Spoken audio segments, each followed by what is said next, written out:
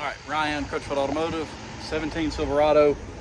If you're seeing all these codes, I want to go over what we found. This truck came to us from a local Pet Boys, and they had codes for the DOD, oxygen sensors, the oil pressure, the oil pump.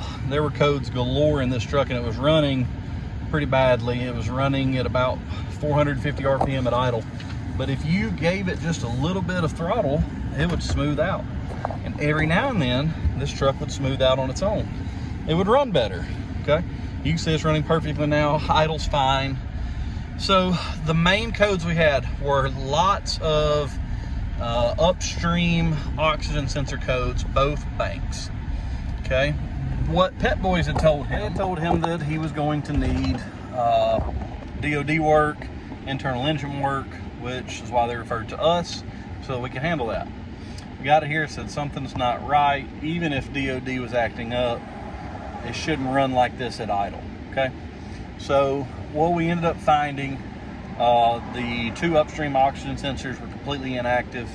They had heater circuit codes, they had high voltage codes, they had performance codes. We ended up finding a blown 15 amp fuse, one of the micro 2 fuses in the underhood fuse box that goes to those sensors. We also went ahead and replaced those two sensors for the customer to where he's got a warranty on these new ones as well. Blown fuse, there's a problem, right? They were completely inactive when we first found them. Then put the new ones in with a new fuse, then they started to respond.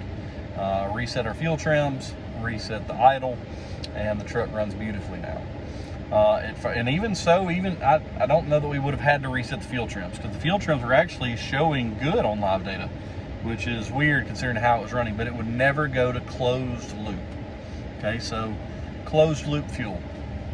When it goes into closed loop fuel control, that's when the mass airflow sensor, the MAP sensor, the oxygen sensor, the two upstream air fuel sensors rather, are speaking back and forth with the PCM to keep the truck running as best it can. So those two upstreams, they switch back and forth from rich to lean constantly to keep the truck running at what we would call, we want to be as close to zero on our short-term and long-term fuel trims as possible.